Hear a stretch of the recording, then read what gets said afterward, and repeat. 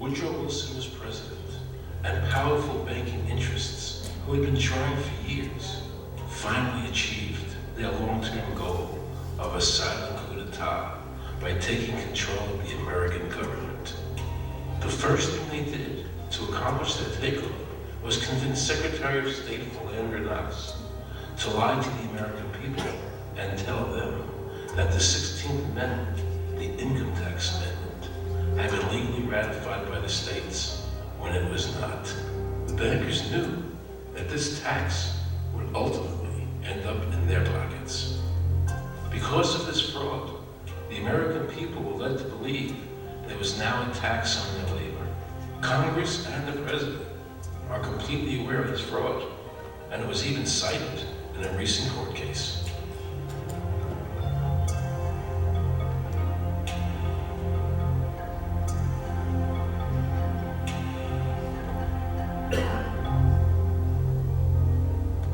That very same year, the bankers committed their second and by far most diabolical fraud ever perpetrated on the American people by bribing senators to pass the Federal Reserve Act without the required constitutional amendment. All in favor, say aye. They did this during Christmas vacation, when many senators were home celebrating the holidays with their families. And that's how the unconstitutional Federal Reserve Act came into being. They were very clever, and they understood that whoever issued the money for America would control the government. The bankers won, and the American people lost, because most politicians will sell their soul for $1. And now the Federal Reserve can issue dollars legally. As Mayor Rothschild said, "Give me control of a nation's money supply, and I care not who makes its laws." He knew that he and the other bankers would now control the laws of the nation. Government gave these bankers one of its most important powers, and now had to borrow money from them and pay interest to finance the government. So the American people were forced to lower their standard of living and pay a graduated income tax to the government, just so the government could give these bankers more profits. President Woodrow Wilson, who signed the Federal Reserve Act into law, later said, in regret, "I am a most unhappy man. I have unwittingly ruined my country. A great industrial nation is now controlled by its system of credit.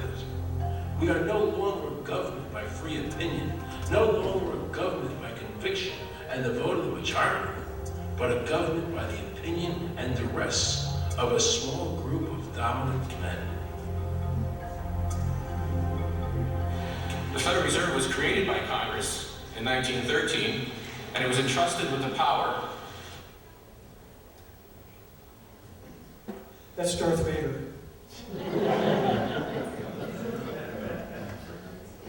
I'll go back to my presentation here and then finish it up.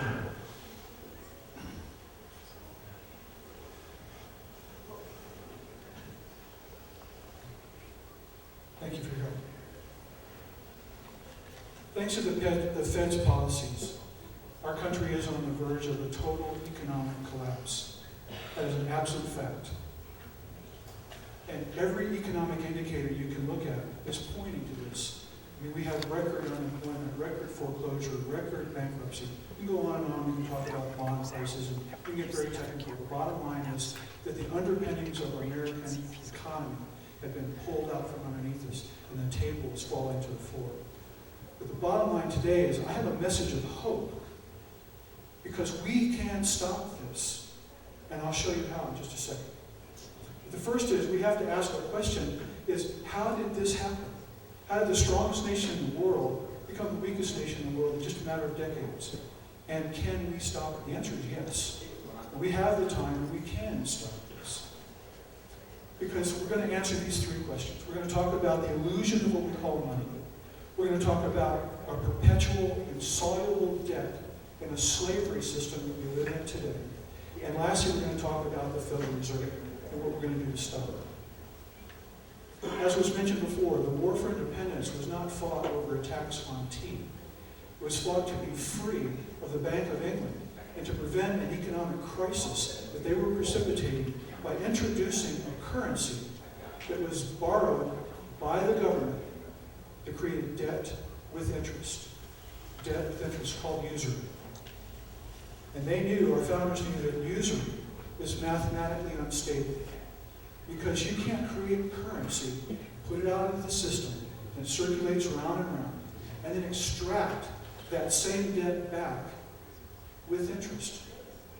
When was the interest created? When was the money that you have to pay interest on your car loans, on your school loans, on your mortgages? That wasn't created.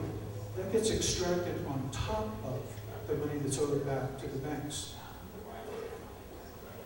No central bank model in history has ever succeeded.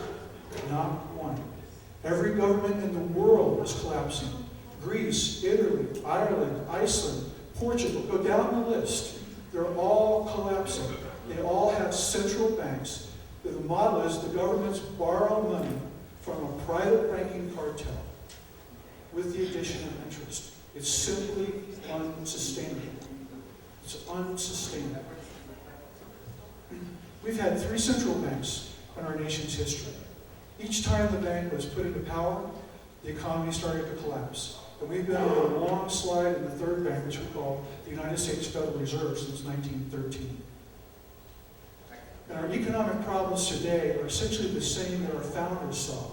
And that is that if we have a private central bank, we have to buy our own money from them. I mean, is this insane? Does this make any sense at all?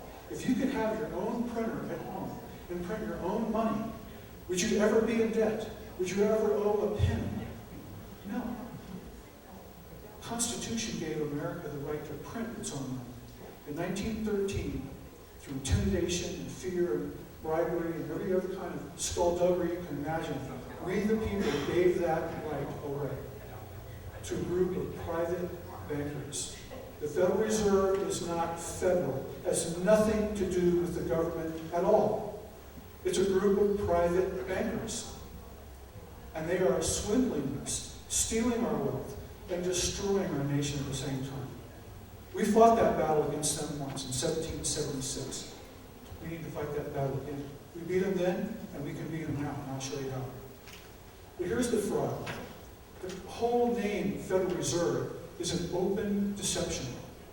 It's not federal, and there are no reserves, because they simply, as you were told by Paul, they simply invent money from nothing. When you go to the bank to borrow money for a house, the bank doesn't loan you its money. It doesn't loan you its depositor's money. It simply goes over to a computer and enters in how much money you need. And they just invent it from nothing. They have no skin in the game at all. They have no risk. And they put all the risk on you. Just try not paying your mortgage and see what happens. They'll come confiscate your car, your house, your possessions. And the Federal Reserve, like I said, isn't federal. There is no reserve. It is a private, for-profit, foreign-controlled. Yes, the Federal Reserve takes